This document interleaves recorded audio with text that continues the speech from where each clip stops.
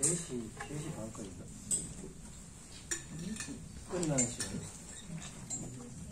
끝나는 시간이 3시 반까지죠? 12시까지 하면 좋겠어요. 부활론? 부활론 12시까지 11시 45분. 네, 괜찮습니다.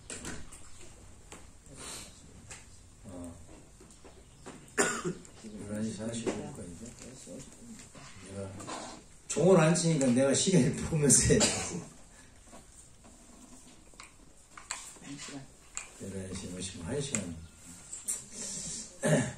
시간을 많이 걸리면 설명을 많이 하니까 듣는 사람은 좋지만 너무 길게 하면 여러분이 지루할까봐. 근데 강의 들을 때 이론을 안 듣고 감명받고 사랑하면서 하면 시간 가는지는 모르고 언제 시간 가는지 몰라요. 그런 점이 있어요. 그러나 스케줄에 지장을 전혀 안 되니까. 또 성경 말씀 나왔습니다. 부활론에 기억을 한번 해주시면 좋겠고요. 부활론입니다. 부활론.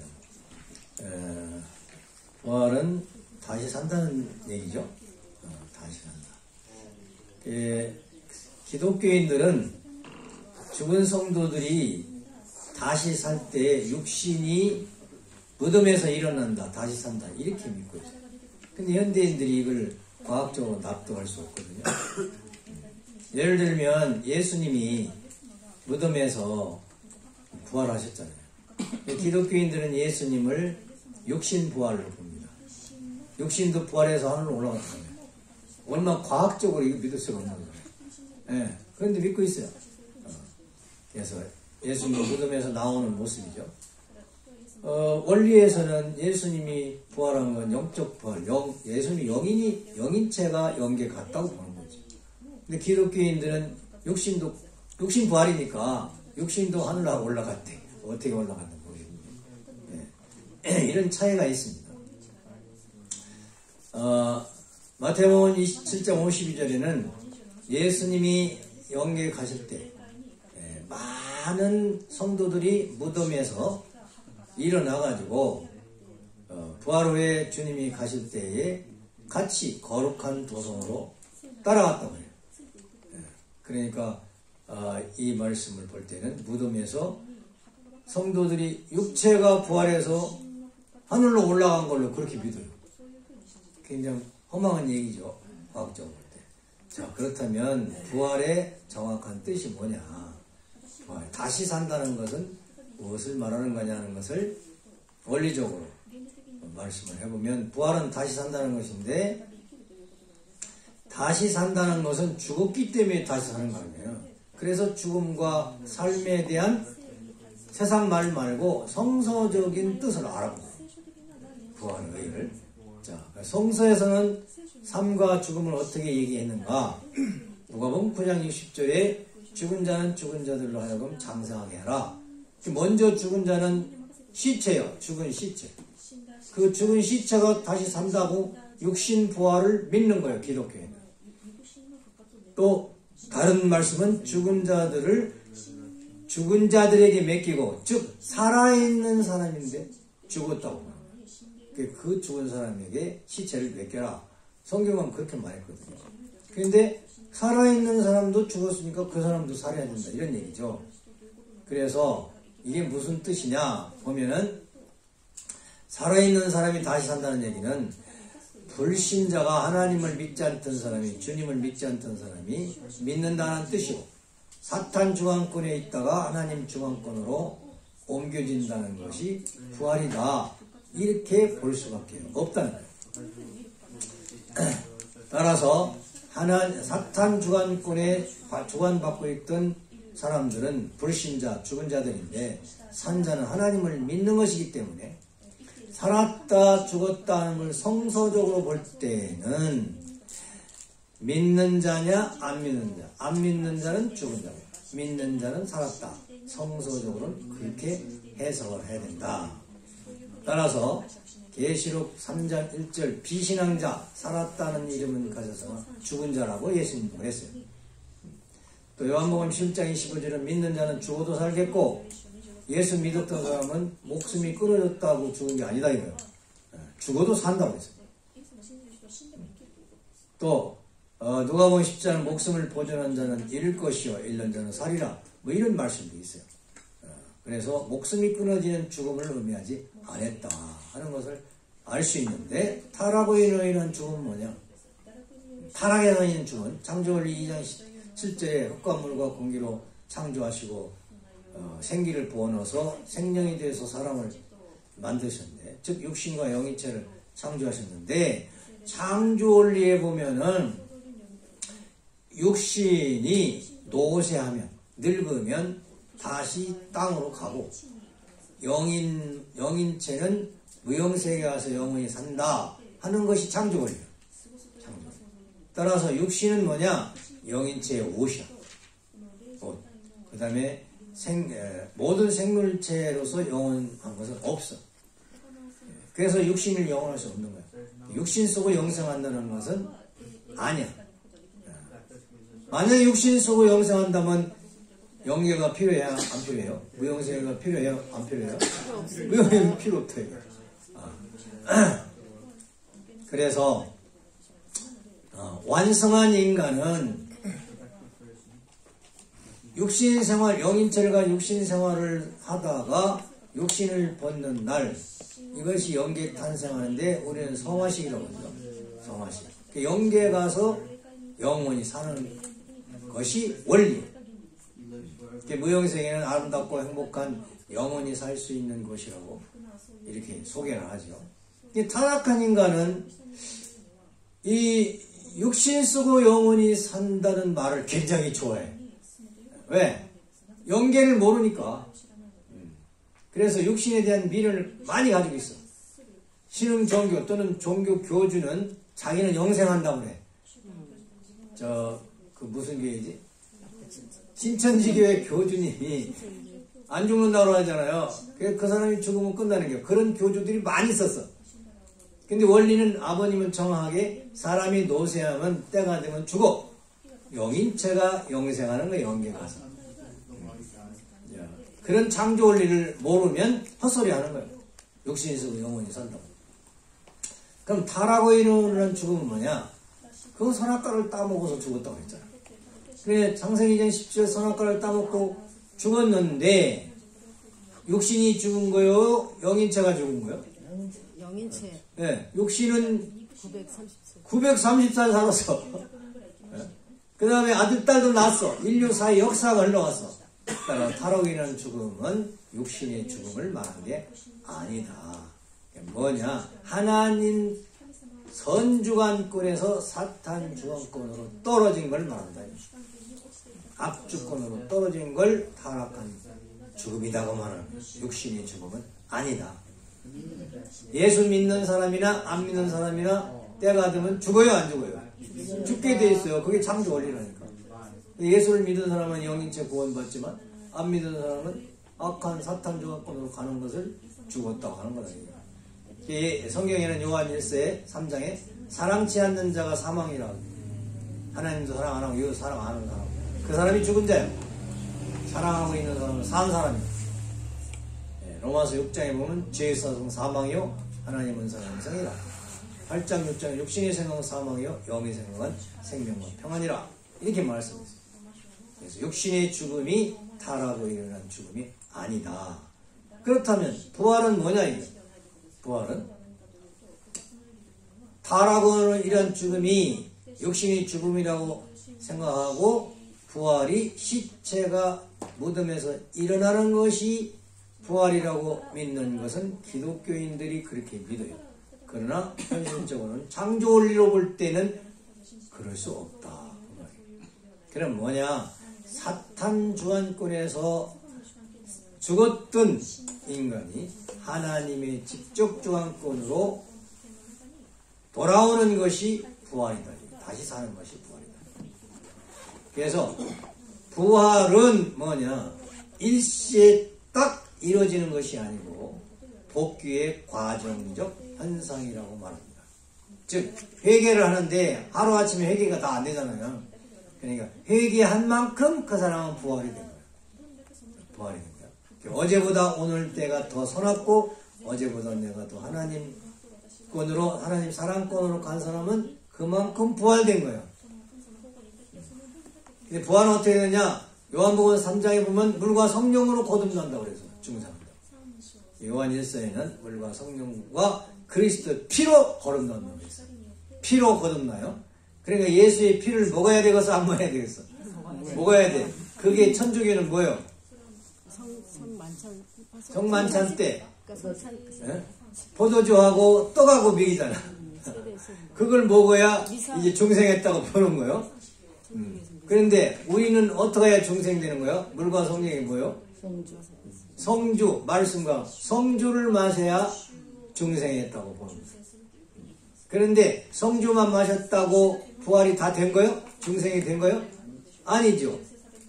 책임분담, 생활이 나눠져 있는 거예요. 자기 스스로 내가 부활된 사람이 돼야 되는 거예요. 그건 인간 책임분담. 하나님이 부활할 필요도 없고 인간을 부활시킬 수도 없어. 왜? 인간 책임분담이 있는데 인간이 할 일을 하나님이 대신해 주면 안 되잖아. 그 부활도 자기 노력으로 성주 마시고 하나님의 혈통을 접붙였다 하더라도 부활된 삶, 천국의 생활은 자기가 하는 거기 때문에 자기가 책임분담으로 천국을 만들어서 사는 거다. 누가 주는 게 아니에요. 그래서 성경 요한복음 5장 24절에 보면 내 말을 듣고 또 나 보내신 이를 믿는 자는, 주님을 믿는 자는, 예수님 참부모를 믿는 자는 영생을 얻었고 심판에 이르지 아니하느니 사망에서 생명으로 옮겼다. 주님을 믿으면 사탄 품에서 하나님 품으로 옮겨간다. 이걸 부활이라고 한다 하는 거예요. 또 피를 마신다는 얘기는 사탄의 혈통에서 하나님의 혈통으로 바꿔진다. 그런 거예요. 그래서 부활한 사람은 주님을 만나야 되고 예수님을 믿고 하나님을 사랑하고 하나님의 주관을 받고 하나님의 혈통을 진 자가 부활한 것이다. 그래서 고린도 15장에 보면은 아담 안에서 모든 사람이 다 죽었어. 사탄. 그런데 그리스도 안에서 모든 사람이 다시 사는 거예요. 다시 사는 거예요. 부활은 인간에게 어떤 변화를 일으키는가? 육신은 그대로 있어요. 창세기 2장 17절 아담 에와가 타락한 후에도 육신은 그대로 있어. 성도와 강도도 예수 믿고 안 믿는 사람도 부활한 사람과 안 한 사람 보면 외모는 똑같아. 예수님과 타락한 인간도 똑같아. 여러분도 교육받은 후나 교육받고 부활한 후나 전후나 자기 몸뚱이는 그대로 있어. 그런데 뭐가 변해? 뭐가 변해요? 심령이 변하는 거다. 부활은 심령의 변화를 일으키는 걸 말한다.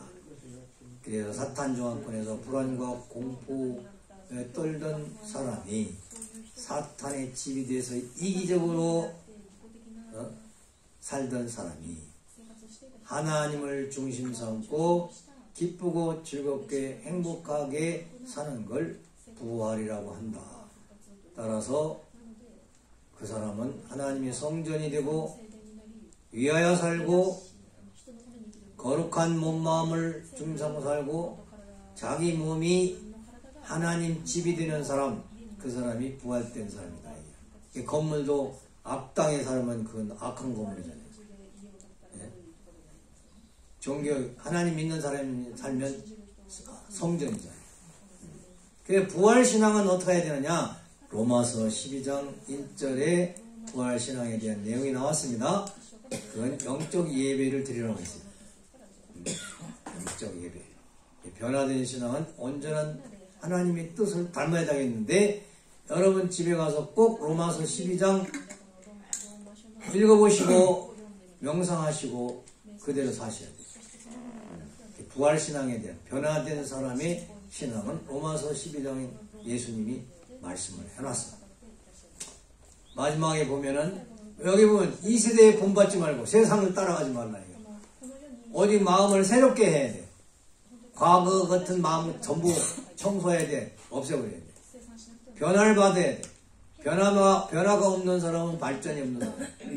하나님의 선하시고 기뻐하시고 온전하신 뜻이 무엇인가를 분별하도록 해서 그대로 살아라.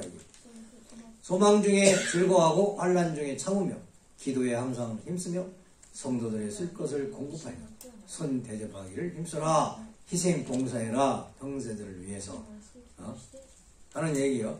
기독교 기본은 성경을 쭉 보면 불쌍한 사람 도우라는 것이 삶의 생활 기준이에요. 불쌍한 사람. 그럼 이 세상에서 가장 불쌍한 사람이 누구냐? 성경에는 과부라고 그랬어. 호레비 과부라고. 짝이 없으니까 얼마나 외롭고 불쌍해. 배고픈 사람이 불쌍하다고 안 하고 과부가 불쌍하다고 그랬어. 교회에서는 과부를 잘 대접하라고 했어. 물론 이제 배고픈 사람도 대접해야 되겠지만은 성경에는 그런 말씀이 있어요. 성경 공부 쫙 해보면 부활된 신앙에 대한 것을 자세히 나왔어요. 자, 그러면 두 번째 부활 섭리는 어떻게 하시는가 하는 겁니다. 부활 섭리는 복귀 섭리요. 복귀 섭리는 재창조 섭리이기 때문에 재창조 섭리는 창조 원리에 의해서 해야 되기 때문에 창조 원리에 입각해서 부활 섭리를 해야 됩니다. 그러면 창조 원리는 인간이 소생장성 완성기를 거쳐서 완성하게 되어 있어요. 타락한 인간이 부활할 때도 소생부활, 장성부활, 완성부활을 거쳐서 본연의 인간이 되는 거예요.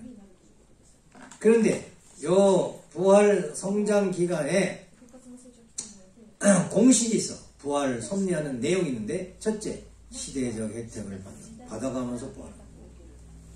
어떤 중심 인물이 정성을 들여서 이제 심정 기대를 이루는 거죠.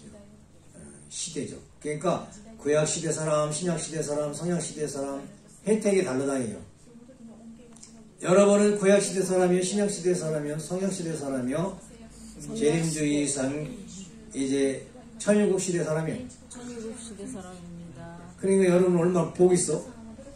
인간이 태어났다 죽는데 하필이면 구약시대에 태어난 사람은 부활을 소생밖에 못하잖아. 근데 여러분은 완성권에서 천일국 시대에 태어났기 때문에 천국 생활할 수 있는 시대에 태어났기 때문에 여러분은 완성 부활을 할 수 있다. 부활해가지고 완성해서 천국 생활을 할 수 있는 그런 생활을 할 수 있다. 두 번째, 하나님은 말씀을 주셔. 시대마다. 그것이 구약신약 성약이죠. 구약신약 성약의 말씀, 아버님 말씀인데 성약시대 이후에는 뭐야? 천국 생활 말씀을 주시는데 성약시대의 말씀이 기본이 되는 거예요. 근데 거기 플러스해서 뭐냐? 모심의 생활에 대한 예법이 천성경에 다 나왔지만 그걸 실질적으로 해서 완전 지상천상 생활, 천국 생활을 하는 거예요. 여러분 그 시대에 지금 태어나서 얼마나 복이 있어. 여러분은 불행할 이유가 있어요, 없어요? 없습니다. 행복할 이유가 있어요, 없어요? 있습니다. 여러분은 행복할 이유가 있어. 왜? 섭리적 때 하나님의 행복한 말씀을 받고 살으니까 행복하게 살 수밖에 없는 거예요. 나는 이런 원리 말씀할 때 부부 싸움할 시간이 어딨냐 이게. 네. 행복할 시간도 짧은데 인간 100세요? 금방 지나갑니다. 내가 77인데 지금도 10대 20대 청소년 같은데 벌써 70대가 됐어. 아유 쏜살 갔다 와서니 벌써 시대가 이렇게 지나가지고 내일 모레면 이제 영계 가야 돼.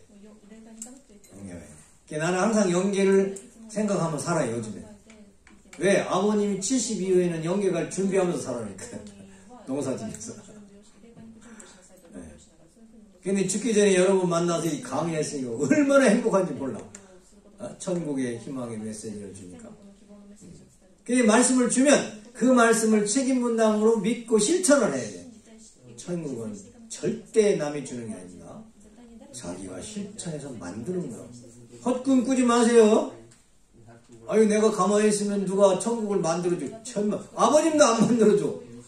이대왕님도 안 만들어줘. 말씀은 줘.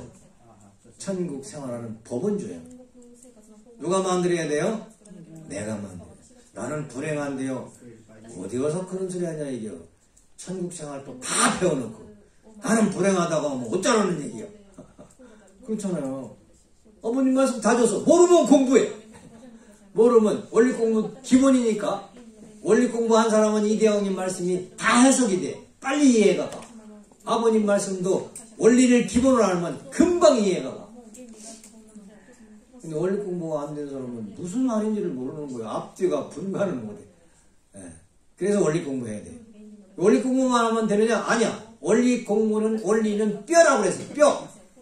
살이 없으면 뼈가 어떻게 움직여? 근육이 씌어 움직이지. 그럼 살은 뭐냐? 아버님의 말씀집 천성경이다.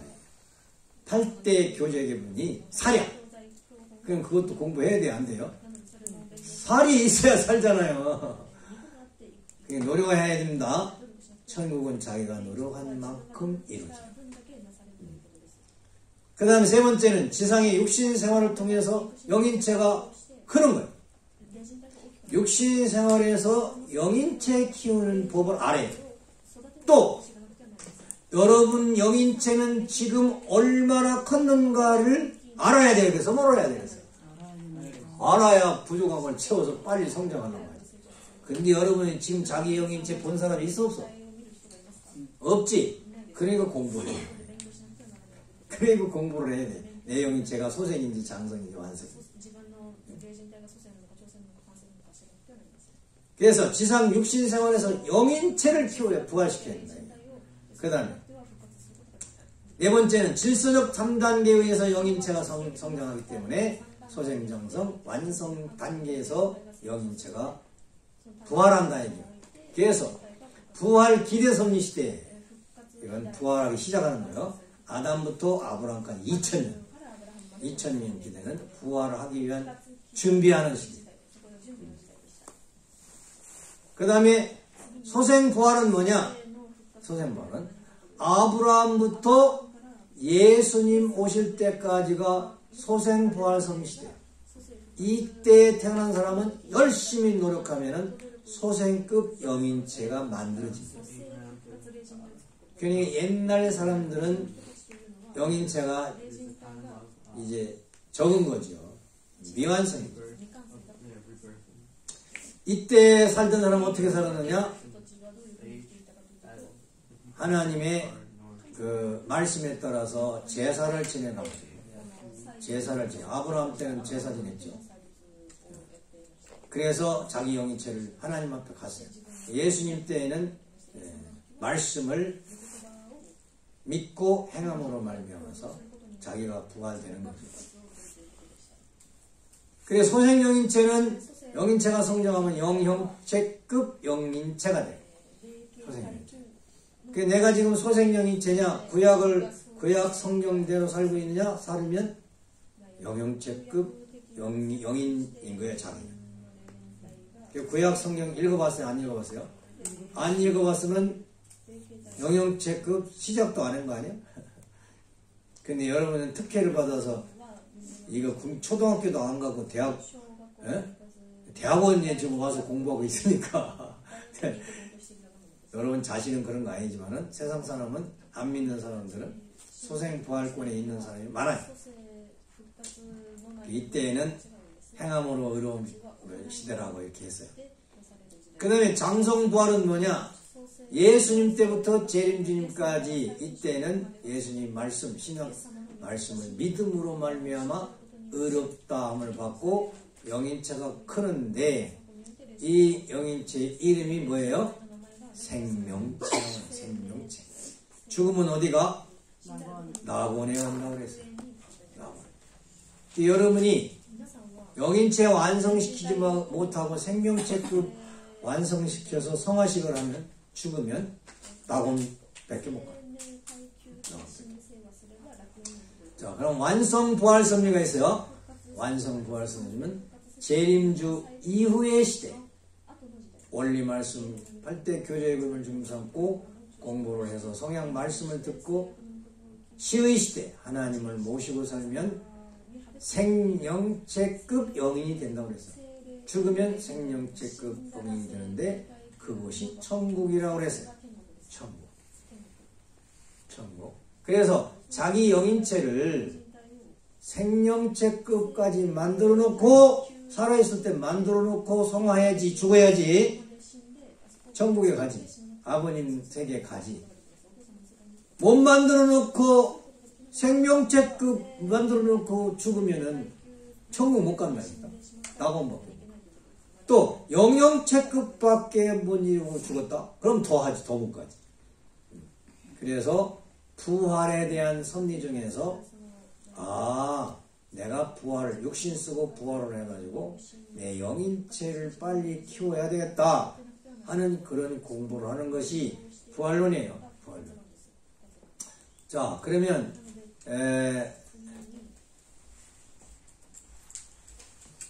여기에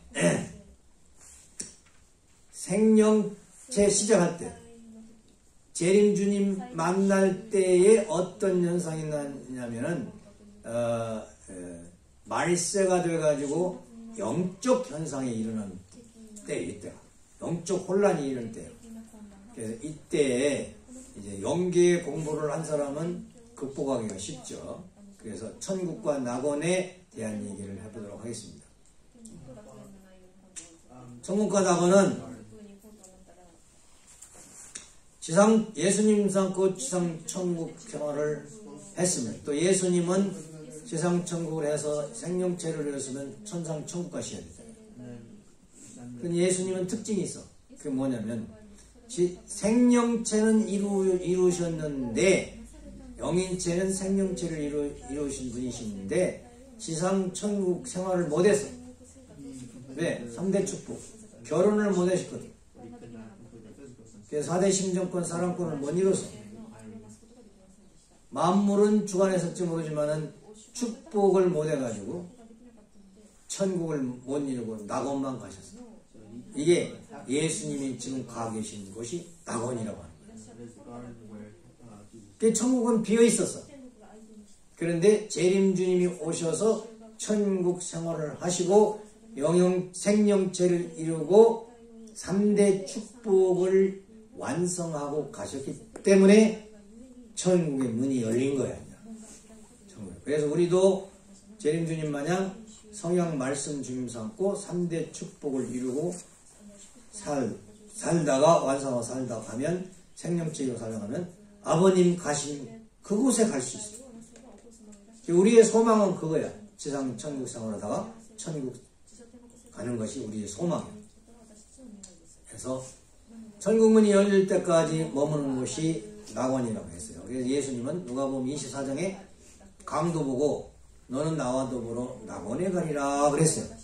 예수님이 천국 갈 거고 너는 나와 더불어 천국 갈 것이다 할 건데 낙원 간다고 하죠. 자, 요 말세에 영적 현상이 일어나는데 사도행전 2장 17절에 보면은 이 영적 현상이 많이 난다. 꿈을 꾸고 이제 환상을 보고 계시를 받고 이런 현상이 벌어져요. 영통하는 사람들이 많이 나타나는 거예요. 그래서 영통하는 사람들이 이때 사는 사람은 지상 인간 앞에 전부 재림해서 협조를 해요. 어떻게 협조하느냐면 협조하는 영부터 보면 하나님이 직접 협조하는 사람이 있어요. 그건 직접 주관권에 들어간 사람. 아까 내가 얘기했죠. 간증했잖아요. 아버님 성령이 오셔가지고 내 손을 통해서 작사 작곡 하셨다 하더라. 내가 한 거 아니야. 아버님이 직접 주관하신 거야. 하나님이 협조하시는 사람? 여러분도 얼마든지 하나님 직접 협조할 수 있어요? 그 다음에 주님이 협조하는 사람, 아버님이. 아버님 꿈꾸는 사람 많죠?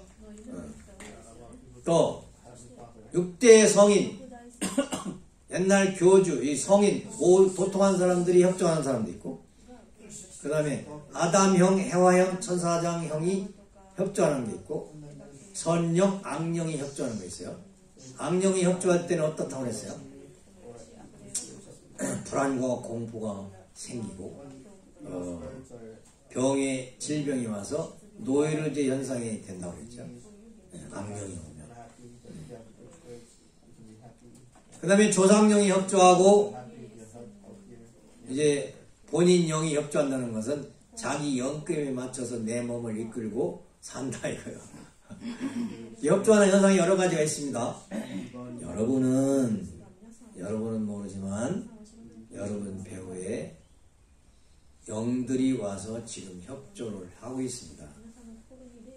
왜? 여러분을 통해서 천국 가고 싶어가지고 청평에 보내서 여러분이 천국 생활을 할 때 협조하신 조상이든 누구가 같이 천국 생활하고 내가 천국 가면 협조한 영이 같이 갑니다. 같이 가요.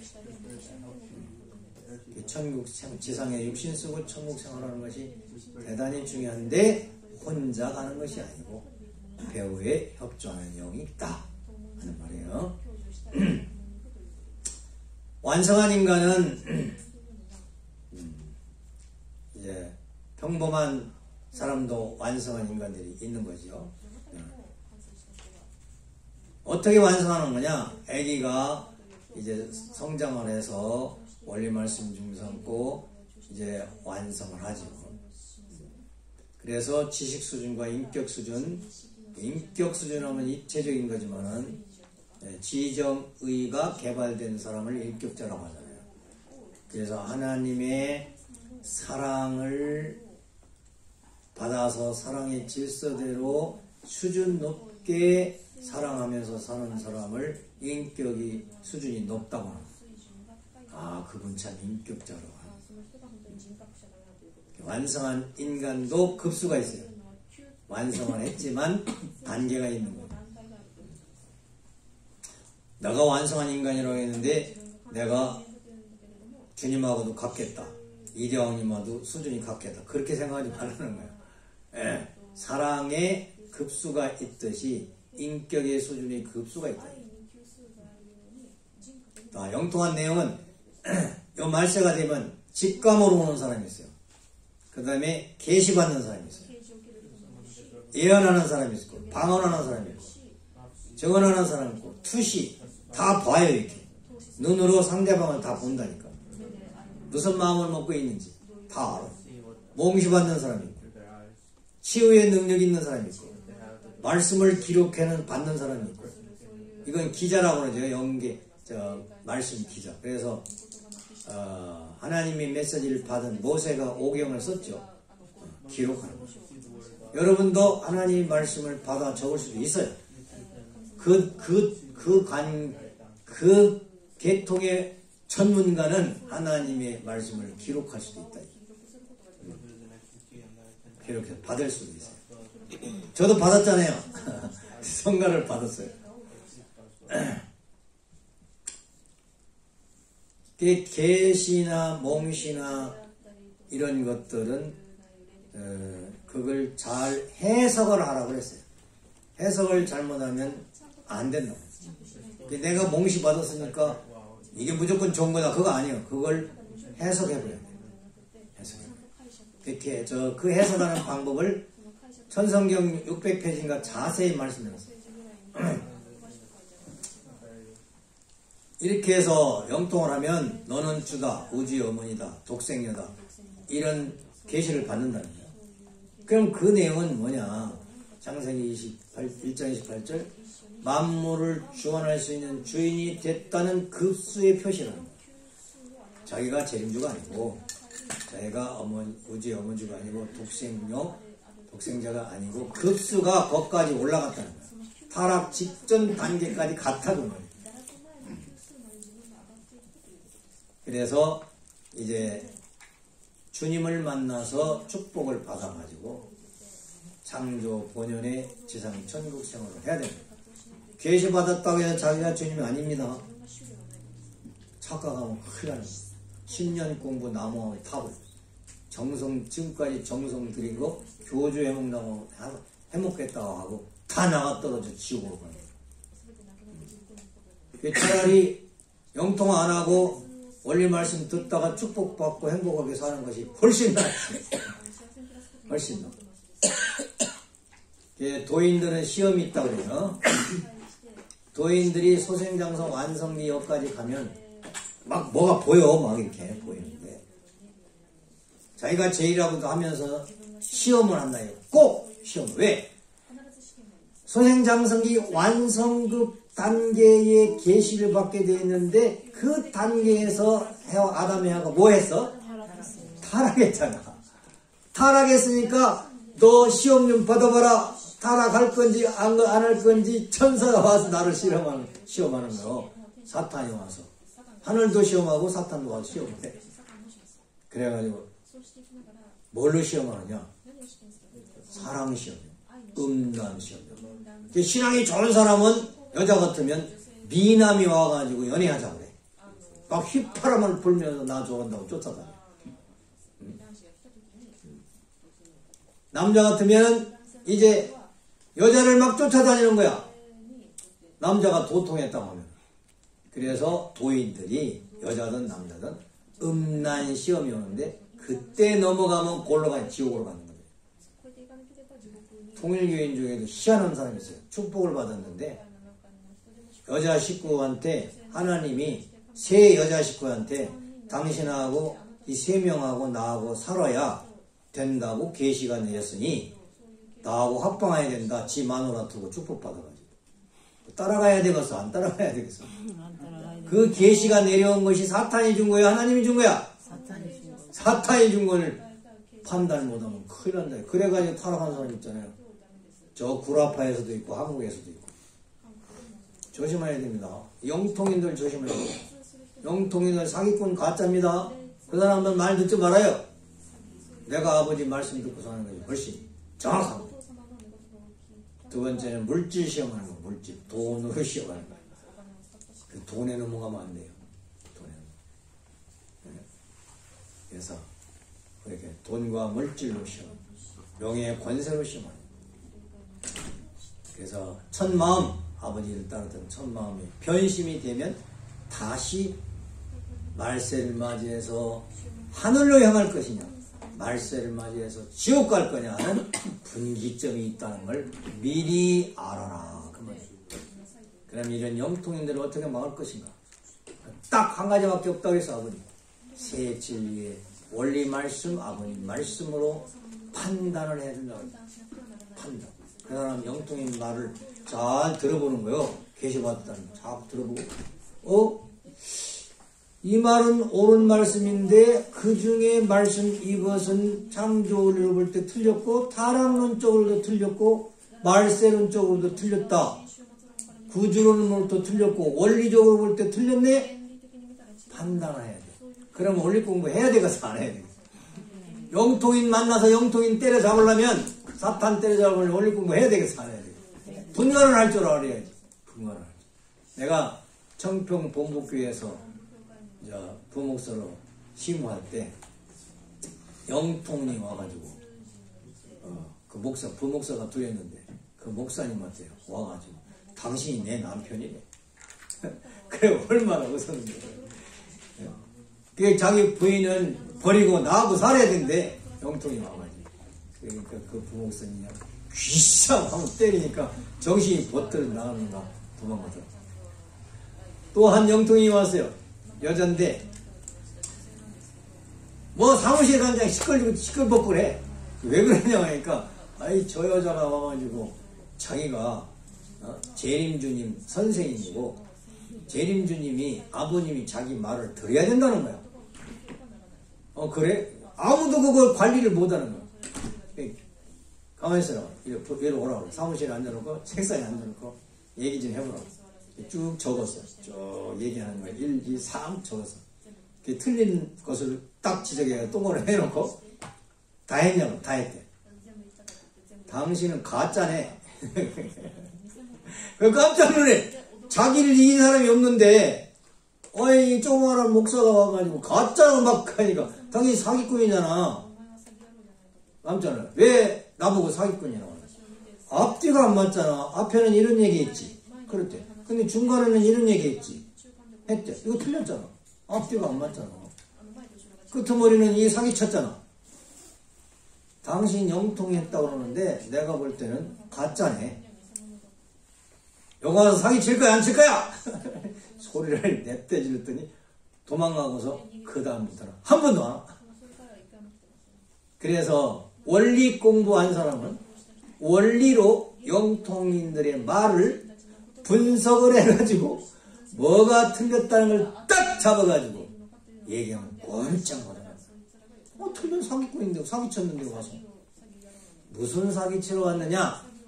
첫째, 통일교 사람들은 순진하다고 하더라. 그러니 그 중에 내 제자를 한번 만들어보자. 그러니까 전도하러 온 거야. 거기 헛땅에서 영통이 넘어가는 사람 많아요. 바보같이. 두 번째, 통일교인들은 헌금을 잘한다더라. 그 통일교인들 자기 제자 만들어서 헌금 받아서 벌어먹고 살기 위해서 온 거야. 손으로 귀시함을 때리지 않고 말씀을 어디 가서 사기치려. 여기는 당신 제자 될 사람 하나도 없어. 당신의 10원도 당신에는 줄 수 없어.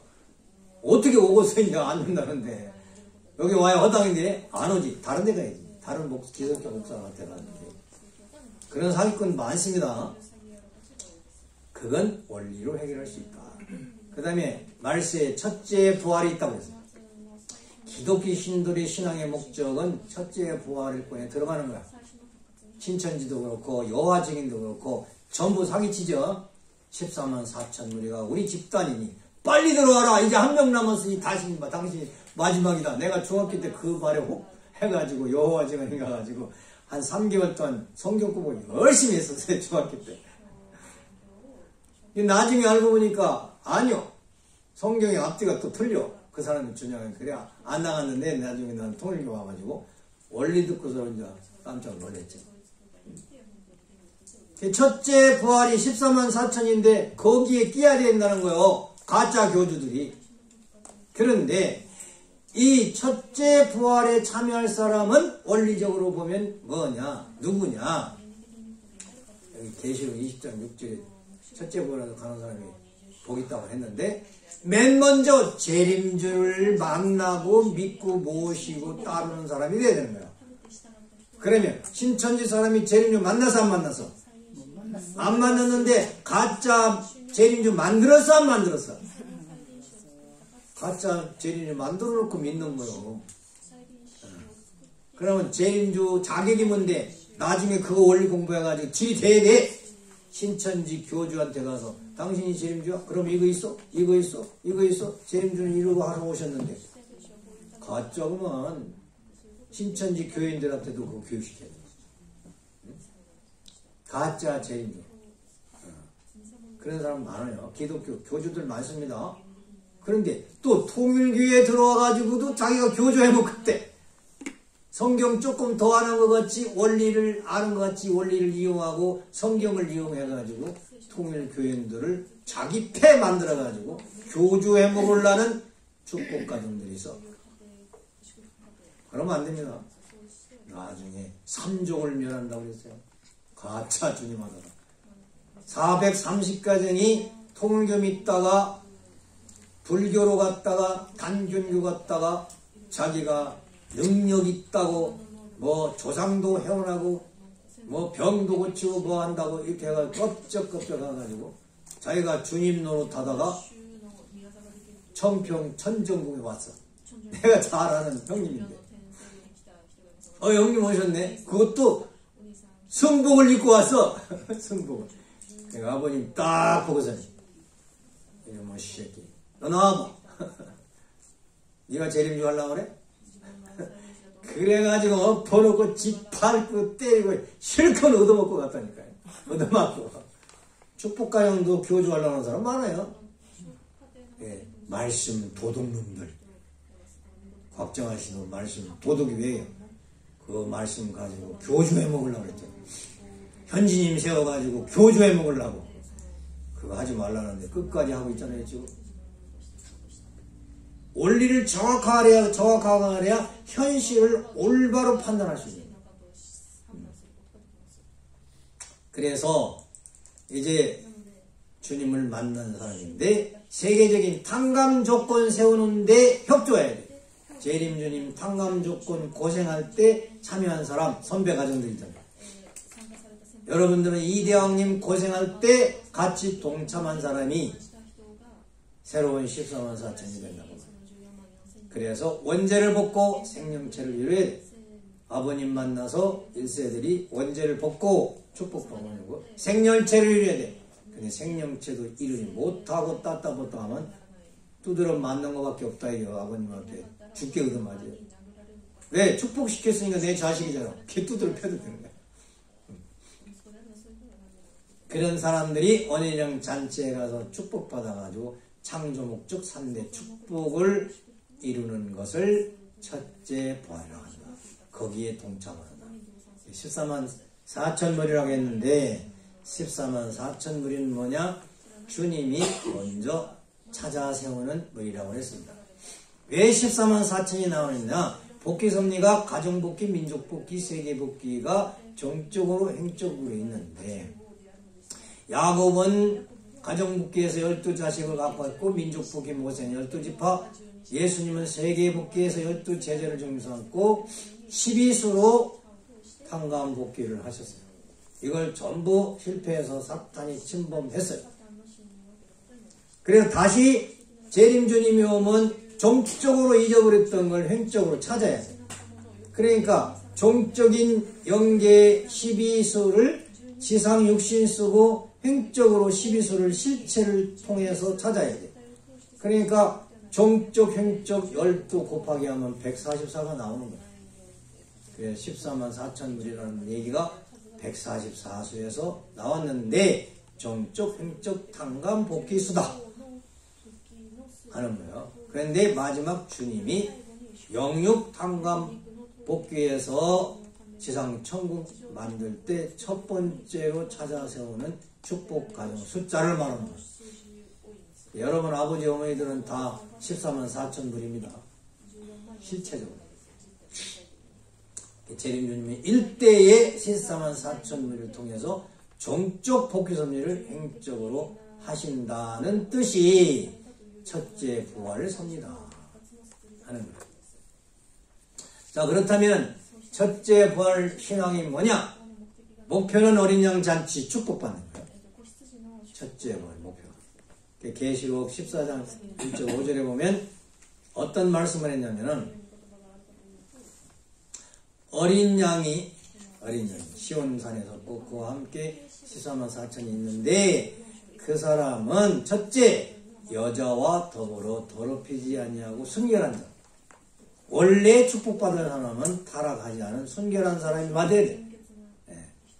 근데 교육을 시켜가지고 씻어가지고 순결했다는 조건을 세워가지고 과거는 무시하고 용서하고 새출발시킨 것이 일세 축복이에요. 두 번째, 어린 양이 어디로 인도하든지 따라가는 자며 순종해야 돼. 자기 중심 싸고 가는 사람은 14만 4천 무리에서 탈락!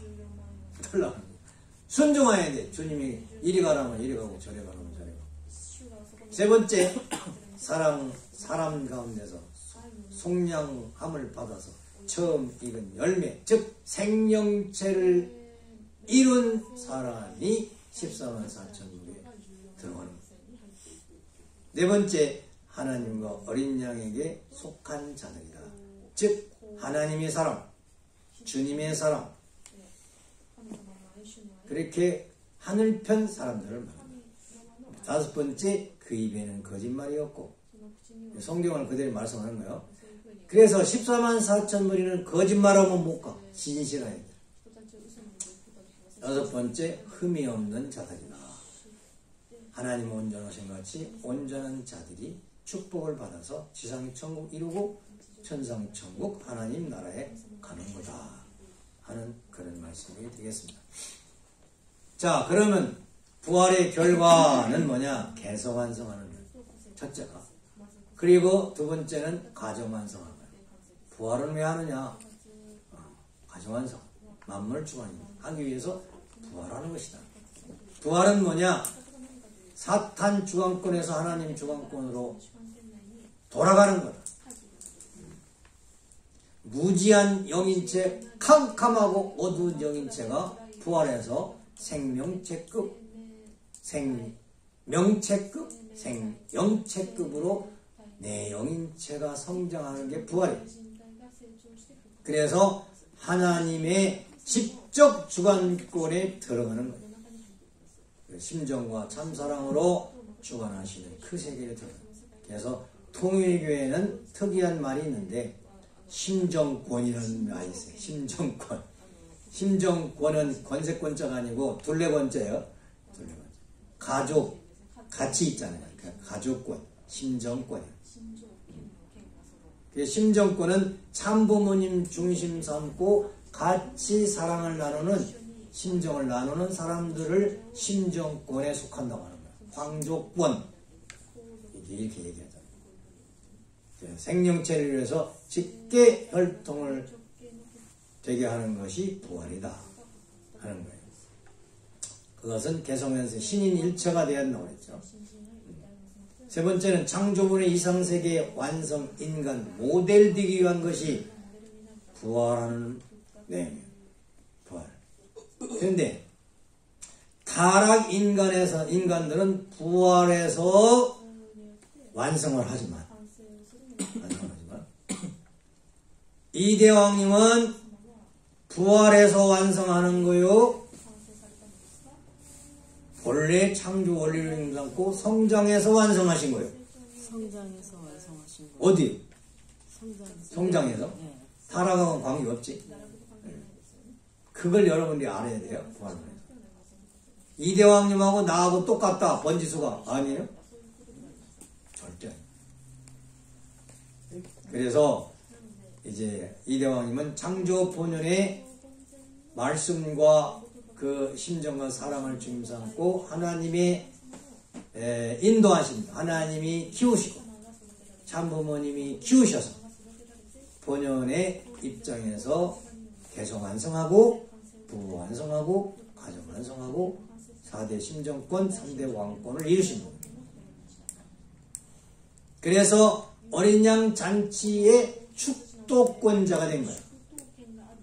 타락한 세계에 똑같은데 축도할 수 없잖아요. 그래서 이대왕님은 축도할 수 없어요. 죄를 용서할 수 있는 권한이 있어요. 제가 이대왕님은 귀하신 거예요. 여기 이대왕님 안 계시면 여러분 여기 살겠어 안 살겠어? 생각해보라. 이대왕님 여기 안 계신데 여기 뭐하러 와? 이대왕님이 생명의 구세주여 축도권의 중시의 생명의 부활의 실체, 내가 부활 받을 수 있는 본연의 사랑의 실체, 심정의 실체이기 때문에 여기 혜택 받으려고 여기 와 있는 거예요. 청평성업에 동참한 여러분들은 3대 왕권을 모시고 부활의 혜택을 받아서 3대 축복을 받아 지상 천국 생활에서 하나님 앞에 영광 돌리시기를 바라면서 말씀을 마치겠습니다. 시간 남으세요? 15분 남아있습니다. 그래. 질문. 요번은 강의 시간이 거의 마친 것 같아요. 같은 내용이라도 설명을 쫙 하면 금방 시간이 되면서 질문 못 받아요. 질문.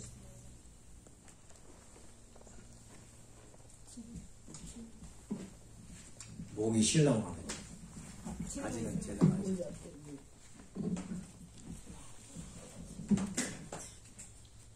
없어요? 네.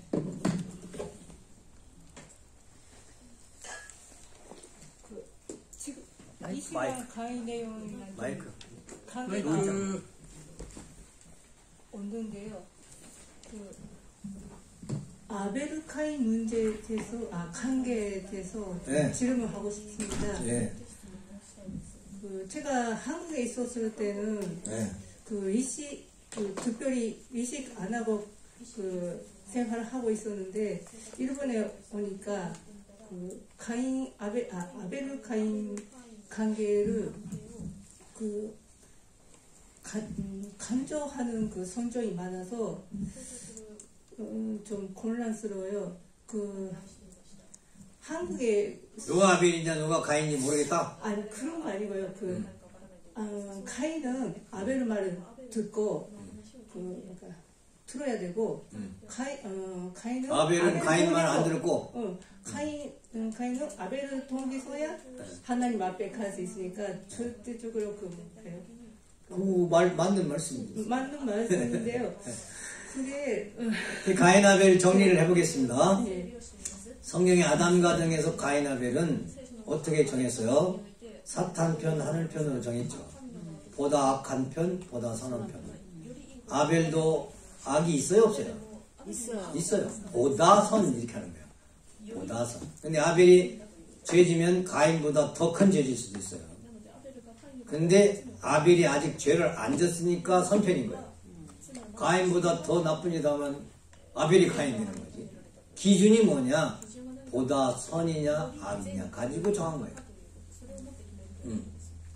그리고 복귀 섭리에서 가인 아벨이 언제 해결되느냐? 가인 아벨 졸업을 언제 하냐 이거예요. 탕감 복귀 과정에서는 가인 아벨이 있어야 탕감이 되고 복귀가 되는 거예요. 그럼 아버님 말씀에 보면은 아벨은 가인이 없이 복귀가 안 된다.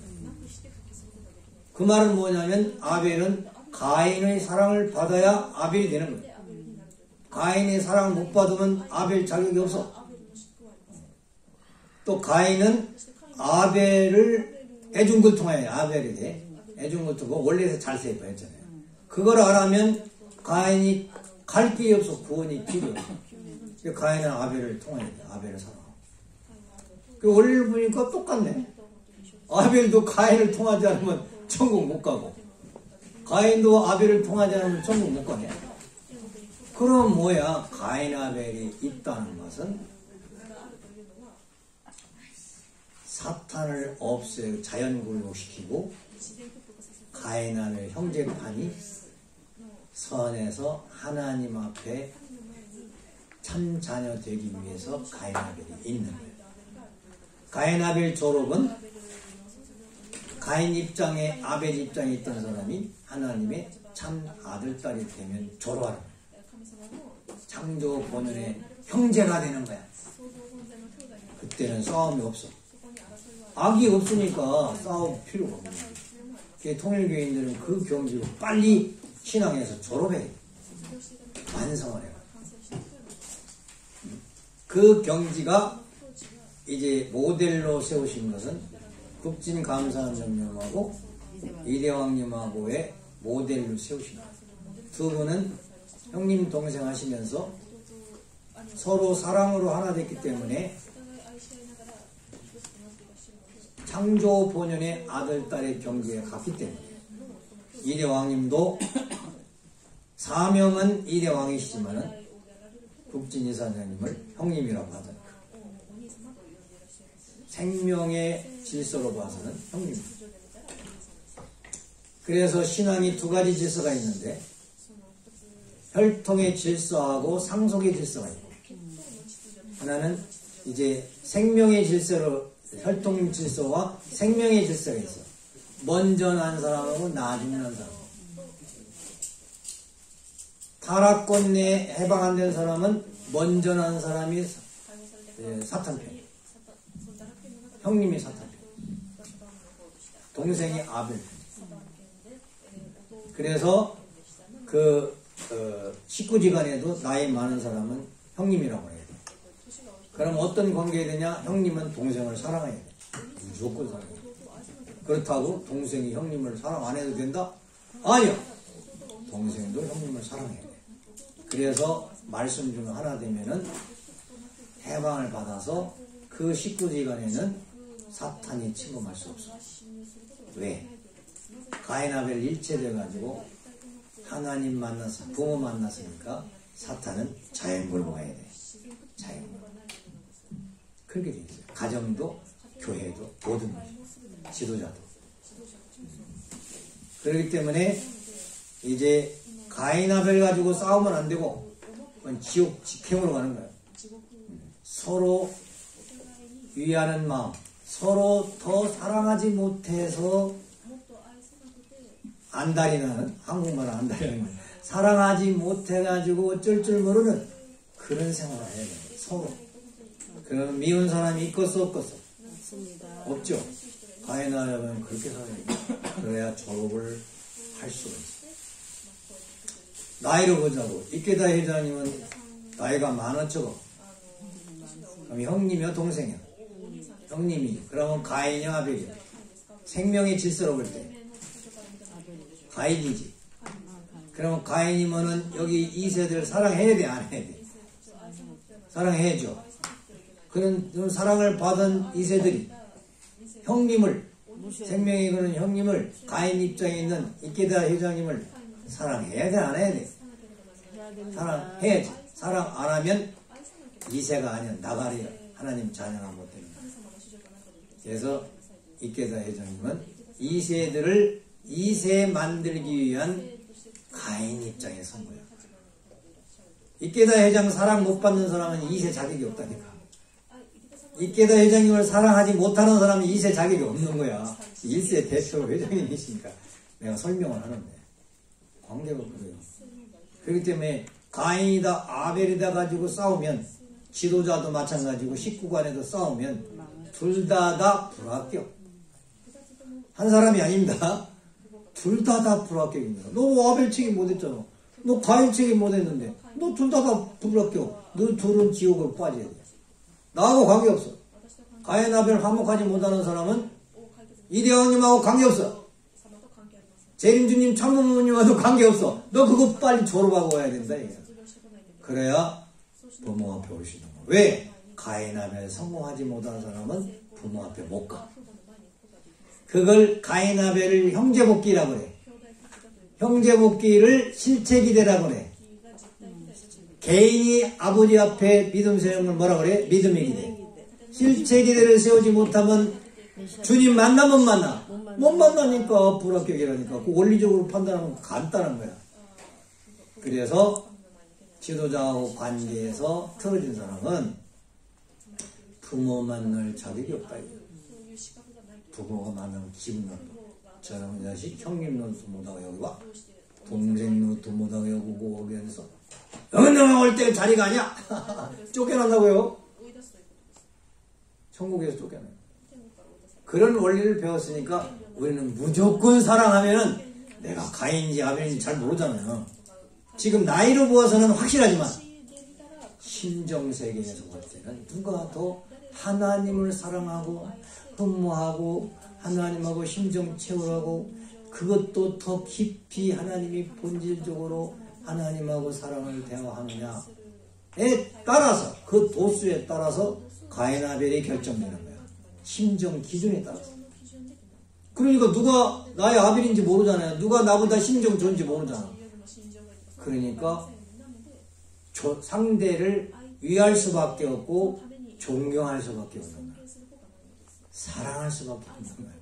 그래서 기독교의 생활의 기본은 뭐냐? 겸손하는 거야. 교만하면 둘 다 망하는 거야. 겸손해. 그게 우리 성경에서 가르친 거고 아버님 원리에서 가르친 거야. 그 조금 배웠다고 해서 교만하지 말라 해요. 사탄이 잡아간다. 그래서 복귀의 원리는 아벨이 믿음의 기대, 아벨을 찾는 거야. 믿음의 기대, 이대왕님이야. 복귀 원리에서 얘기할 건데 정리 이 시간 하는 것도 좋을 것 같아요. 왕님이 아버지 하나님 앞에 절대 신앙, 절대 사랑, 절대 복종해가지고 아버님 말씀 순종해서 믿음의 기대 승리하셨어. 그러면 이대왕님도 가인이 있어야 돼, 없어야 돼? 국진님하고 가인 아벨 관계해가지고 완전히 사랑으로 일체가 되셨어. 그래서 실체 기대를 성공했어. 믿음의 기대 실체 기대를 성공하면 누구 만나야 돼? 메시아 참부모 맞이해야 돼. 참부모를 맞이하면 어떻게 해야 돼? 사탄이가 굴러가야 돼. 그래서 그때의 사탄이가 굴러가는 거야. 그런데 사탄이 굴러가는 주인공은 누구냐? 가인, 국진님이야. 국진님이 마지막 사탄을 굴러갈 수 있는 인침표를 땄잖아. 그 식구도 누가 사탄이 때려잡냐면 가인 입장 있는 사람이 사탄을 방어해야 되는 거야. 아벨한테 사탄이 침범하려고 하면은 호위무사 이런 얘기 있잖아요. 신앙적으로 심정적으로는 가인 입장 있는 사람이 아벨 입장 있는 사람을 보호해. 이대왕님을 국진님이 보호해. 이대왕님을 우리 식구님들이 보호해. 뭘로? 심정적으로, 영적으로. 그 그것이 사탄을 자연 굴복시키는 거야. 자연 굴복. 왕님 어디 가시든지 원리적 기반을 가져가면 사탄은 자연 굴복에서 경배할 수밖에 없는 거야. 그게 원리야. 그렇게 해서 사탄을 자연 굴복시켜 놓으니까 아벨 복귀, 가인 복귀, 부모 복귀, 사탄 복귀 했으니까 누구를 마지막에 해방시켜야 돼? 해방. 성안성취 해방. 누가 지금 감옥에 계셔? 누가? 마지막. 부모 복귀했는데 또 복귀해. 하나님입니다. 하나님 해방을 그때 시켜드리는 거예요. 청평원에 하나님 해방시켜드리려고 청평이 생긴 거예요. 예? 그럼 뭐야? 여러분들이 아벨이었으면 가인을 만나서 실체기대에 세워야 되고, 아벨이 되려면 하나님 뜻 앞에 절대 신앙해야 되나. 그래가지고 형제를, 가인 같은 형제 만났으면 하나 되어가지고. 부모가 이대 왕님이시죠. 참부모를 만나서 사랑받아가지고 사탄을 굴복시켜야 하나님을 해방한다고 했는데, 그 경지에 가야 여러분은 이 청평에 합격한 사람이에요. 그렇잖아요. 하나님 모시려고 왔잖아요. 목표가 하나님 해방, 석방, 하나님 회원시키기 위해서 우리가 있는 거거든요. 마지막. 그래서 여기는 가인 아벨이 있어도 좋고 없어도 좋은데, 있다고 하면 사랑으로 화해가지고 판관복귀를 빨리 끝내라. 원수가 없어야 돼. 원수는 간단히 생각해. 미운 사람이 없어야 돼. 미운 사람은 왜 미웠다고 그랬어요? 사랑을 덜해서 미운 거예요. 형제지간에 가인 아벨 졸업을 해야 되는데 졸업을 못했다 이거예요. 미운 사람이 있다는 것은 내가 실체 기대를 세우지 못했다 이거예요. 원리적으로. 사랑을 다 못했다 이거예요. 사랑을 하면은 미울 리가 없죠. 자기 부부끼리도 미울 때가 있죠. 그때는 사랑이 안 통하니까 불통. 사랑 불통할 때가 미운 거야. 빨리 사랑을 제자리로 돌아와야지. 그래야 하나님과 더불어 사랑할 수 있잖아요. 여러분 이제 축복가정 수준이 어느 정도 높으면 저녁에 가만히 있으면 하나님이 오셔가지고 야야야야 빤스 벗어라. 내가 사랑하고 싶다. 이럴 때가 있어요. 얼른 빤스 벗고 사랑해야 돼요. 그게 무슨 말인지 알아요? 하나님과 더불어 사는 사람은 하나님이 성령으로 오셔서 내 부부의 육신을 통해 가지고 사랑해서 기뻐하고자 하신다. 그게 축복가정의 삶인데, 그런 경지가 하나님을 해방했다고 하는 거다. 알았죠? 질문하는 바람에 설교가 늘어요. 시간이 너무 지났죠? 이걸로 질문 끝나면 되겠죠? 중요한 내용을 해결했습니다. 기도하겠습니다. 하나님, 장부모님, 이대왕님, 삼대왕님 감사합니다. 그리고 식구님들 감사합니다. 우리 식구님들이 함께 있지 아니했으면 우리가 어찌 이 원리를 적용하면서 공부할 수 있겠습니까? 우리 식구님들이 옆에 있기 때문에 나의 부족한 사랑도 채울 수가 있고, 실제 기대를 이루어서 아버지의 사랑을 받을 수 있다는 귀한 원리를 배웠습니다. 이제 그래서 우리가 하나됨으로 사탄은 자연 굴복할 것이며, 하나님은 우리를 통해서 지상 천국 언제든지 우리를 통하여 아버지께서 사랑하고 싶을 때 개인적으로 마음속에도 오시고, 또 부부지간에도 하나님 오셔서 사랑하시고, 우리 전체 지간이 활동할 때 아버지의 놀라우신 성령의 체험을 주실 줄 믿습니다. 오늘 이 시간 부활론 말씀을 주셔서 감사합니다. 매일매일 부활해서 우리의 심정의 단계를 높이고 기준을 높이게 쌓았고, 부부의 심정, 신앙 단계, 사랑의 단계를 높여서 하나 되어가지고 우리 하나님께 영광을 돌려드릴 수 있는 부활 실체 아버지의 참 자녀가 되어 천국 생활을 하겠사오니 축복하여 주시옵소서. 모든 말씀 축복 중심 가정 김영혁 정원의 가정 이름으로 보고 기도드렸사옵나이다. 아주 감사합니다.